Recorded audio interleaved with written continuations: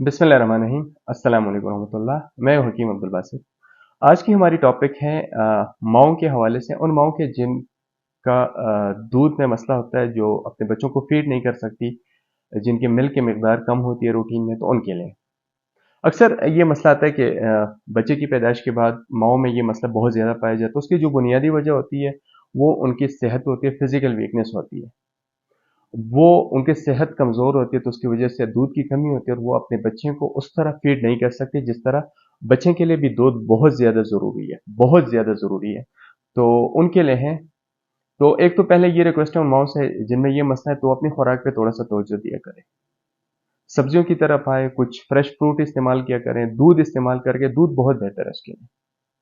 ठीक है। और अगर जो लोग ये करते हुए उसके बावजूद भी दूध की मिकदार उन माओं में कम होती है, तो उनके लिए है, नुस्खा नोट कर लें। जीरा सफ़ेद लेना है आपने। जीरा सफ़ेद मिल जाता है किसी भी पंसार स्टोर, किसी भी हर्बल स्टोर में आसानी से मिल जाता है।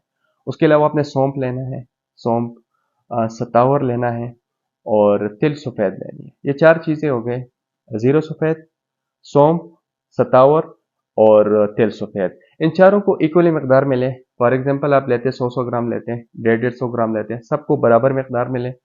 हाँ, एक चीज़ का बहुत ज़्यादा ख्याल रखें, उनकी सफाई खुद कर लें, उसके साफ करके उसको ग्राइंड कर लें, महफूज कर लें। रोजाना सुबह और शाम एक चाय का चम्मच आपने दूध के साथ लेना है।